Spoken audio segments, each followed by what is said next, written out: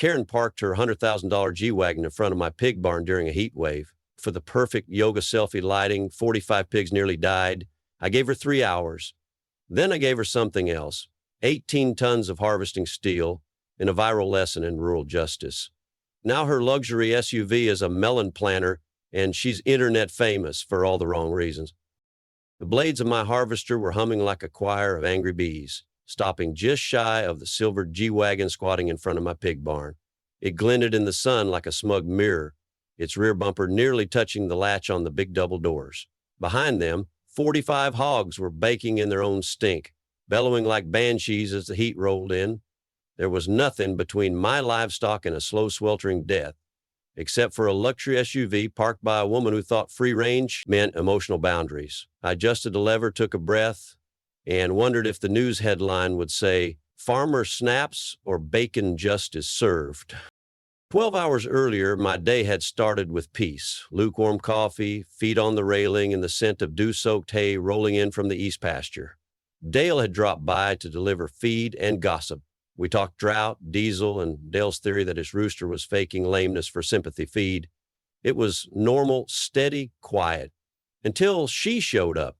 Karen, wearing a flowy pastel outfit that probably cost more than my month's grain bill, and carrying a reusable cup with a straw thick enough to serve as a pipe for oil rigs. She stormed into the farmer's market like she was late for a photo shoot called Spiritual But Armed.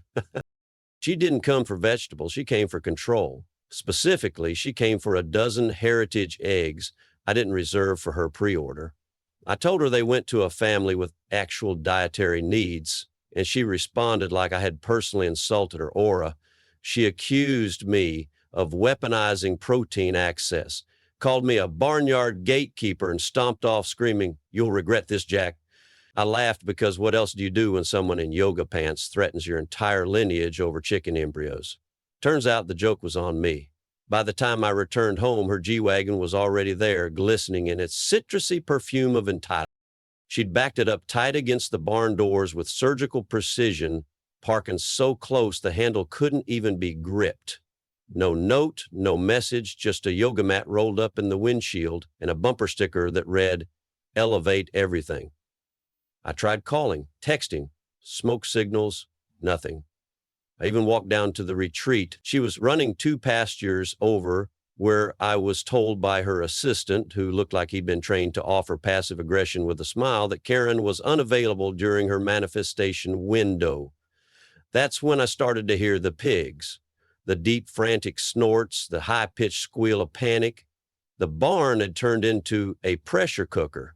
That's also when my patience ran out. Because say what you want about pigs, they're loud, messy, and smarter than most HOA members. But they don't deserve to die because someone wanted ideal sunrise lighting for a detox post. I didn't know exactly what I'd do next. Not yet. But as the sweat dripped off my brow and the air reeked of heat and manure and citrus air freshener, I knew one thing with biblical clarity: Karen had blocked the wrong damn barn. Now, Spring Hollow isn't the kind of town where folks usually go to war over barn access. We argue over pie recipes, lawnmower brands, and whether the mayor's llama should be allowed at Sunday service. But when someone backs an overpriced tank into your livelihood, everything changes. I didn't grow up dreaming of revenge. I grew up learning when to hold my tongue and when to dig in your heels. And right then, watching my pigs turn redder than her lease license plate, I knew we'd crossed from misunderstanding into battle lines. Karen might have been here for enlightenment, but I was about to enlighten her on what happens when you park arrogance on a farmer's land. Karen Palmer had moved into the new eco mansion 3 lots down from mine 6 months earlier. She came from Arizona, or as she phrased it on her Facebook bio, recalibrated her energy away from toxicity. Her husband, Richard, was apparently some kind of tech bro meets dentist hybrid. I never figured out what exactly he did, but whatever it was, it paid enough for her to roll into our community with designer compost bins and an emotional support peacock named Truffle. First week here, she passed out branded crystals at the HOA meetings. Second week, she tried to rename our volunteer fire department to the Phoenix Guard. By the third, she had declared herself chairwoman of Aesthetic Harmony and began a campaign to ban wind chimes because they clashed with the frequencies of inner peace. At first, most of us just ignored her. It was easier to let the New Age nonsense roll off than to fight it. But things escalated fast. She started pushing for bylaws that limited livestock to only animals under 40 pounds because anything larger interfered with meditation sessions. Then she tried to replace the community garden scarecrow with a statue of herself in warrior pose, saying it inspired the kale. Angela, my neighbor in unofficial town legal mind, said the HOA had never seen this much legal traffic since someone tried to hold a garage sale during a lunar eclipse. Karen wasn't just plain influencer. She was colonizing calm. I still remember the day she called Dale's tractor a rolling aggression machine during a noise complaint hearing. She said the sound of diesel engines triggered ancestral trauma, then tried to implement mandatory engine cooling intervals during moonrise hours. Most of us thought she was harmlessly delusional until she started targeting actual livelihoods. Dale's goats, Angela's chickens, my pigs. Karen was building her perfect wellness utopia, one passive-aggressive HOA vote at a time, and anyone who raised a hand to stop her got branded energetically violent. And in a town that prided itself on letting folks live and let live, Karen made that nearly impossible. So when her G-Wagon turned my pig barn into a spiritual blockade, it wasn't just about heat stroke. It was about drawing a line. And I wasn't the only one who felt it. Dale offered to tow the SUV with his hay baler. Angela started researching Missouri's agricultural emergency laws like she was prepping for the Supreme Court. Even old Mrs. Melton, who hadn't left her porch in 8 years, shouted, "Crush it," when she heard what happened. The town was shifting. What started as a one-woman crusade to feng shui our fields had turned into a quiet uprising. And while Karen was off meditating under a tent shaped like a geode, she had no idea that Spring Hollow had just activated full farm mode, and I hadn't even fired up the harvester yet.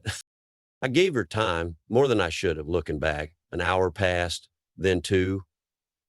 I taped a polite note to her windshield that read, "Livestock emergency, please move vehicle, urgent." I even signed it with a smiley face, because I'm nothing if not cordial when bacon's at stake. By the 3rd hour, the pigs were panting like overworked gym coaches, and the inside of the barn felt like Satan's sauna. That's when Dale pulled up with a sweet tea in one hand and a look in his eyes that said, "You know what time it is." He glanced at the harvester parked under the shed and said, "Still got fuel in the beast?" I nodded. Then I'd say the universe just opened a portal for karma. Now, my harvester isn't just a machine, it's a declaration of intent, a green and yellow steel beast with blades longer than Karen's list of dietary restrictions. I named it Jolene after an old girlfriend and a song that's both soothing and threatening, depending on the volume.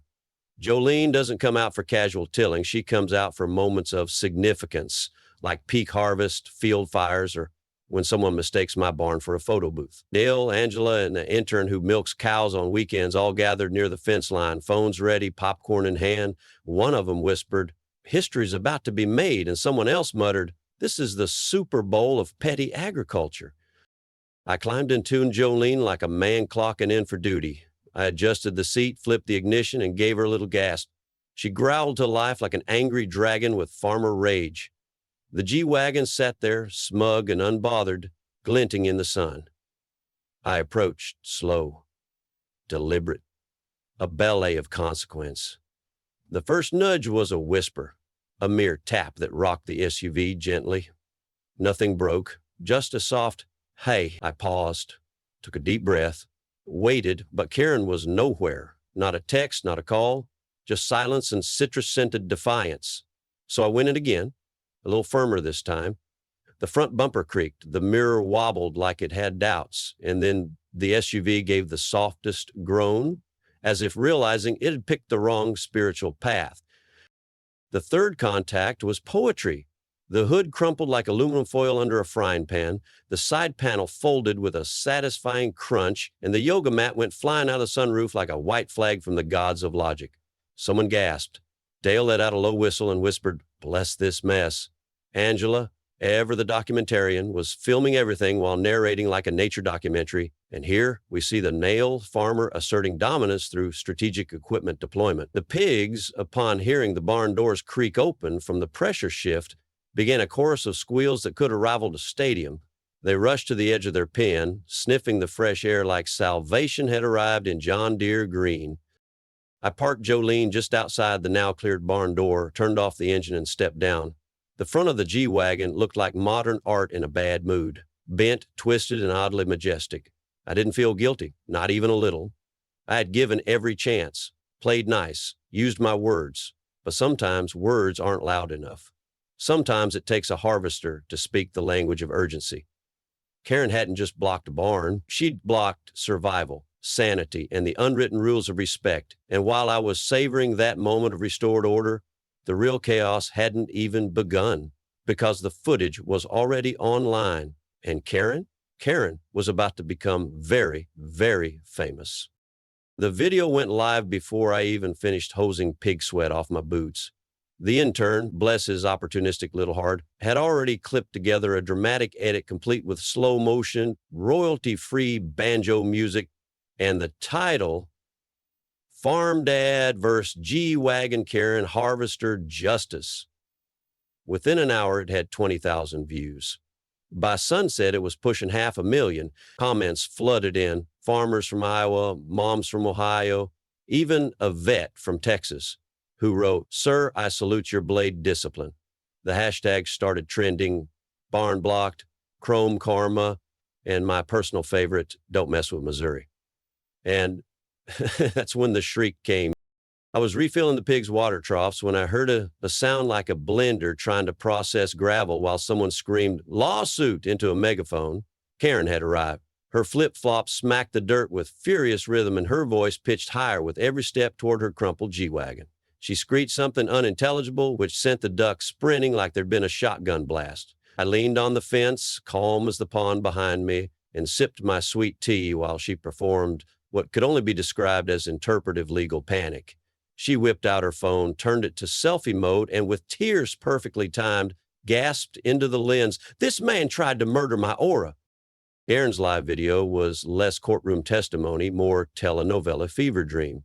"This was a hate crime against vibrational alignment," she sobbed. Behind her, the G-Wagon looked like a post-apocalyptic sculpture, still partially wedged into the barn like it had died trying to escape. I pointed toward the barn door where Angela had laminated and posted a printed copy of Missouri Ag Code 227.4. Emergency livestock access supersedes private obstruction in case of animal distress. Karen didn't blink. She stared at it like it was written in Klingon, then snapped, "That's not real law. My husband's legal team is going to exfoliate your entire property." Nodded slowly, took another sip, and said, "Let me know if they take Venmo." Word traveled fast. Local news picked it up within the hour, and by morning, a national affiliate was parked outside my gate with a satellite van and a reporter wearing high heels in fear. She asked for comment. I said, "I opened my barn to save my pigs." I filmed it because I figured I'd need to. The law agrees. The internet just also agrees. Meanwhile, Karen gave 3 interviews in 3 outfits. First, linen rage. Second, athleisure despair. Third, corporate enlightenment. In each one, she clutched her yoga mat like a life preserver and claimed PTSD from the harvester's metallic energy. Somewhere between segment 2 and 3, someone auto-tuned her barnyard scream into a dubstep remix titled "Namaste Not Today." But behind the scenes, Karen was already scheming. The HOA wasn't just her playground, it was her throne. And if she couldn't beat me in the barn, she was planning to bury me in bureaucracy. I didn't know it yet, but while she cried in front of cameras, she was filing something much nastier behind closed doors, a zoning petition. And it wasn't just about getting back at me. Karen was about to redraw the lines of war. And this time, she brought a map. 2 mornings later, I found a letter jammed under my front door. No stamp, no envelope, just folded paper and a whiff of expensive lavender. It was from the HOA board, freshly printed on letterhead that somehow managed to look both eco-friendly and passive-aggressive. The message? A new bylaw restricting the operation of heavy machinery within 600 feet of any residential tranquility zone. And wouldn't you know it, their updated plat map now conveniently extended the HOA boundary to the edge of my pig barn. I'd seen pettiness before, but this was a masterpiece. Karen wasn't just holding a grudge. She was trying to annex my entire ability to function as a farmer, one forged zoning line at a time. Angela was already flipping through the county property codes before I could finish my second cup of coffee. They can't redraw jurisdictional boundaries without a petition, a vote, and notice to adjacent landowners, she said, eyes scanning faster than a printer jam. I called Dale, who had connections in the zoning office, and within an hour we got the bombshell. Karen had filed a rezoning request listing my land as a semi-commercial operation, farm-themed wellness obstruction. He called it. That designation would slap me with restrictions so tight I couldn't so much as start a tractor without violating decibel limits. She's not suing you, Angela muttered. She's smothering you with red tape. And then came the forged signatures. A clerk flagged it while cross-checking the HOA filing against old voting records. One of the signatures belonged to a former board member who died 2 years ago. May she rest in peace, and may her ghost haunt Karen's yoga mat. Another came from a man who'd moved to Florida last summer and hadn't signed anything more official than a bar tab since. The kicker, all the names were written in the same looping Pinterest mom handwriting. Karen had apparently tried to steamroll my farm using a Sharpie in a dream. It wasn't just desperate, it was criminal. So we did what any self-respecting rural rebels would do. We reported her to the county ethics board, filed a formal complaint, and made photocopies for every mailbox within a mile, because petty may start the fight, but paperwork ends it. Meanwhile, the internet was having a field day. The meme factory went into overdrive. Someone photoshopped Karen into a NASCAR pit stop surrounded by tractors and screaming goats. Another showed her floating on a crystal over the caption, "Chakras block, send tow truck." My favorite? A vintage-style poster of Jolene the Harvester wearing aviator shades with the tagline, "Don't block what you can't out-harvest." Even the town hardware store got in on it, hanging a sign that read, "Pigs welcome, Karens not." It wasn't just funny, it was fuel. Fuel for a community that had felt slowly encroached upon by HOA madness and now had a folk hero to rally behind. But Karen wasn't done. That week, she skipped every HOA meeting, stopped jogging past my fence line, and pulled her influencer energy into full retreat mode. And then, just as we started to breathe again, something shifted. A sleek, unfamiliar car pulled up at the far edge of my property. A man in a tailored suit stepped out, scanned the field, made a call, and drove off. 2 days later, I received a glossy folder titled Sunwell Living, Transforming Wellness. Inside was a formal proposal from a corporation wanting to build a holistic retreat center on the land bordering my southern pasture. And guess whose name was at the bottom of the documents? Richard Palm.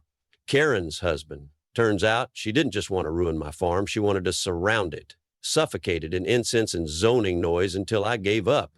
But what they didn't know was that while Karen had been playing hayway games, I'd been playing something longer, something rooted, something lawful, and I had a trump card waiting under a stack of documents, just itching to be opened.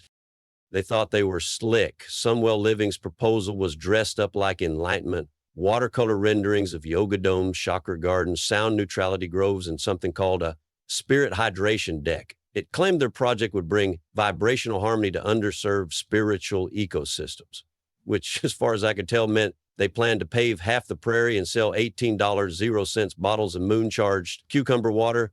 But once I got past the scented paper and full handwritten mission statement, I noticed a glaring problem. Their property lines were off, way off. The map they used showed their southern trail stopping just short of the county road.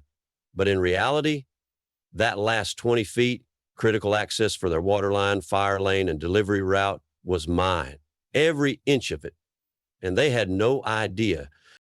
Turns out, months ago, right after Karen's first zoning stunt, Angela suggested I apply for something called a conservation easement, a legal designation that protects farmland from certain types of development. I had filed it quietly, not knowing if I'd need it.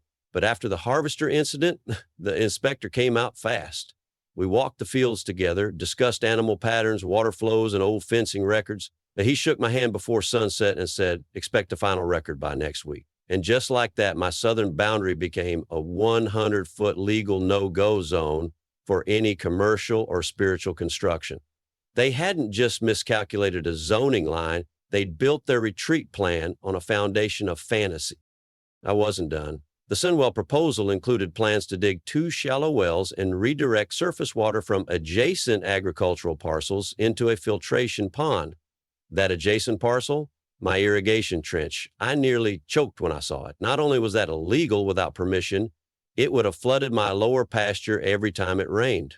I called Roy, whose cousin happened to be a certified hydrologist with a drone and a grudge against gentrification. Within days, we had a report showing their project violated state water protection laws, encroached on private ag infrastructure, and posed a risk of nitrate contamination downstream. I printed 5 copies, one for the zoning board, one for the press, and 3 for Karen's vision board if she still believed in consequences. The fallout was fast and brutal. A local paper ran the headline, "Wellness Center Threatens Family Farm's Water Supply." Animal rights groups reposted the story. Veteran groups called it spiritual colonization. Even the state agriculture office issued a statement supporting my land rights.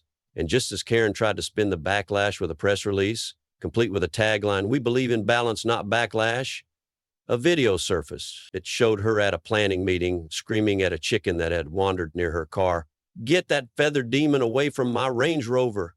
The internet devoured it. That clip played on late night television next to commentary like, "When your Zen is conditional, it ain't Zen." Within 48 hours, Sunwell Living quietly withdrew their zoning request. No apology, no rebuttal, just silence. And for once, it was peaceful. But Karen still wasn't done. A few days later, I received a manila envelope from her husband's legal team, delivered by courier, no less. Inside was a non-disclosure agreement, a release of claims, and a settlement check that could have paid off my entire mortgage 3 times over.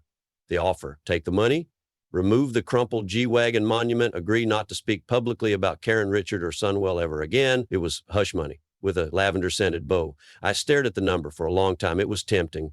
But in the end, I wrote one sentence on their return letter: "Keep your check." I've already been paid in full. By dignity, by law, and by the roar of 1,000 internet comments calling her Schrockra Kryler. Then I did something permanent. I hooked a chain to the mangled G-Wagon, dragged it to the southern edge of my pasture, and had a local welder bolt it to a steel platform between 2 oaks. Above it, I mounted a hand-painted wooden sign that read, "Grow over arrogance, private land, keep out." Underneath, in smaller print, "This machine has history." Within days, it became a roadside attraction. Someone added a Google pin labeled "The Veggie Wagon." Tourists stopped to take photos. Kids climbed into the driver's seat pretending to defend their barns from entitled invaders. For a brief, glorious moment, my pasture became a meme. And while Karen sulked behind drawn curtains, the town remembered something it hadn't felt in years: what it meant to stand your ground, and what it looked like when a community finally said, "Enough." I should have known it wasn't over. Carol was many things: relentless, entitled, spiritually erratic, but she wasn't a quitter. A week after the Veggie Wagon went viral, I found another sign posted just outside my fence. It was nailed to a crooked stake, printed on foam board, and tilted like whoever hammered it in was either rushed or intoxicated by incense. It read, "Private meditation, access, do not disturb." The logo in the corner was different, but the pastel color palette and faux handwritten font were unmistakable. Karen had simply repackaged her chaos, this time with more eucalyptus. Following the arrow led me down a narrow deer trail just inside the tree line, and there it was, a canvas tent, a small wooden platform, and a man in linen pants sitting cross-legged with a singing bowl on his lap, looking like he was waiting for enlightenment to arrive via FedEx. I cleared my throat. He opened one eye slowly, said nothing. "You're on private property," I said flatly. "Karen told us it was shared boundary." He replied in that calm, floaty voice people use when they believe facts are negotiable. I offered him 2 options: pack up or meet Roy's cattle dog Buster, who didn't believe in chakras. He chose option 1, slowly, with many stretches and apologies to the land. Back at the house, I opened a folder I'd kept buried under farm invoices and feed receipts. Inside were maps, satellite prints, and county records showing Karen's shell companies buying adjacent parcels under different names. Turns out, her plan hadn't ended with Sunwell's failure. She was playing the long game, spreading like dandelions in June. A footpath here, a temporary station there. One wellness partner even emailed me asking if I'd consider leasing out part of my pasture for retreat overflow grazing visuals. I replied with a photo of Jolene the harvester and the caption, "She's available for guided meditation too." But it wasn't just physical space Karen was trying to reclaim. It was narrative. Her PR team rolled out a soft rebrand. She launched a YouTube series called Healing After Harassment, featuring candlelit confessionals and slow pans over her destroyed SUV, with voiceovers like, "Sometimes the road to clarity is paved with broken bumpers." It was so hilariously off base that the comments section turned into a roast session. Spiritual warfare with four-wheel drive, how to align your chakras and ruin a small town in 5 easy steps. Even a local brewery released a seasonal IPA called G-Wagon Wreck, described as aromatically unbalanced with a bitter finish. But the final straw came when a private mediator showed up at my door wearing a 3-piece suit and an expression that screamed, "I'm just here so I don't lose my retainer." He offered another settlement, smaller this time, but with a new clause. They'd stop all retreat-adjacent activities if I agreed to take down the veggie wagon and issue a public statement, regretting the tone of my online presence. I handed him a warm glass of goat milk and said, "Tell Richard his R is still blocked." Then I wrote a letter, stamped it, and mailed it to the Palmer residence. "You underestimated the land, you forgot the people, and you tried to trademark peace. That's not just wrong, that's stupid." The next morning, a moving truck pulled up to Karen's estate. Boxes flew into the back like someone was late for a flight to denial. Karen barked orders while 2 exhausted movers nodded like POWs. Her peacock truffle squawked from a crate marked, "Do not sedate, try a bird." And just like that, she was gone. No farewell, no redemption arc, just exhaust fumes and the faint smell of sage. But before she left, she taped something to the rearview mirror of the veggie wagon. I found it hours later. A single folded note written in gold ink. "You fight dirty but fair. I'm leaving. Don't forget, it's still your car now." I read it twice. It didn't feel like a surrender. It felt like an admission. And oddly, it felt like peace. But the kind of peace that comes after a thunderstorm, messy, loud, and unforgettable. After Karen left, Spring Hollow exhaled. The kind of collective breath you didn't realize you were holding until it was finally safe to let go. The HOA dropped its zoning crusade faster than a flaming casserole dish. The new bylaws were quietly reevaluated, and Richard Palmer's wellness shell companies disappeared from the county registry like they'd never existed. No press releases, no statements, just digital dust. For the first time in months, I could walk my land without wondering what passive-aggressive nonsense was nailed to a tree or parked across my barn. The cows lowed in harmony, the pigs were thriving, even the ducks stopped giving me side-eye. A week later, Spring Hollow hosted its annual Local Agriculture Week. Nothing fancy, just folding chairs, lemonade, homemade pies, and a lot of well-earned laughter. Angela had the idea to tow Jolene into town square and park her beside the raffle tent. Someone tied a red bow on the exhaust pipe. Someone else stuck a sticker on the blade that read, "Zen this." The kids climbed up to pose for pictures, pretending to operate the harvester with exaggerated scowls and dramatic voices. "This one's for the barn." But the real showstopper was the veggie wagon, now repurposed into a planter. Vines of cucumbers and heirloom melons sprawled over the crumpled hood like nature itself had a sense of humor. A small plaque in front read, "Black this barn now guards this land." I gave a short speech, not because I wanted to, but because Angela shoved a microphone into my hand and whispered, "You're the local legend now, don't blow it." I cleared my throat and looked out at my neighbors, people who had shown up not just with legal printouts and camera phones, but with loyalty.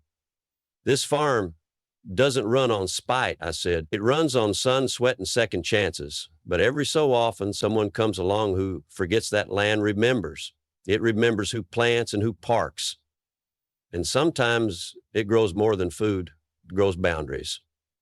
The applause wasn't loud, but it was deep, the kind that sticks in your ribs longer than it does in your ears. Afterward, as the sun dipped below the cornfields and the air cooled with the smell of roasted corn and diesel, Roy handed me a cold root beer and asked, "You think she'll ever come back?" I looked toward the tree line where the last rays of light touched the rusted curve of the G-Wagon's fender, now sprouting basil. "Maybe," I said, "but not as Karen, not here." He nodded, raised his bottle, and muttered, "To full farm mode." We clinked glass like battle-worn generals, finally off duty. That night, I sat on the porch with Jolene, parked where she belonged, the animals content, and my land exactly as it should be. open, legal, and undisturbed. I opened my phone to check the weather, but paused when I saw a new message request. It was from a middle school teacher in Kansas. She said her students were writing essays on community resistance, and someone had chosen the farmer who fought the HOA with a harvester. She asked if I had a quote they could use. I typed back, "Farming isn't just growing crops. Sometimes it's standing your ground when someone tries to pave over your roots." And then I turned off the phone and leaned back and listened to the sweet, rhythmic sound of pigs snoring in peace. Sometimes standing your ground doesn't mean raising your voice, it means raising your values. This wasn't just a battle over barn doors or zoning lines. It was about protecting what matters: land, honesty, and the right to live without being steamrolled by ego and yoga pants. Karen came with noise, but the land answered with truth, slow, steady, and impossible to fake. In the end, it wasn't a harvester that won. It was patience, law, and a town that remembered where its roots were. And maybe that's the real takeaway. When arrogance parks in the wrong place, it'll get moved, either by conversation or by steel teeth. So if you've ever been pushed around by someone louder or richer, remember this story. Comment your thoughts, share with a neighbor who needs a laugh, and hit like if you've ever wished for a harvester moment of your own.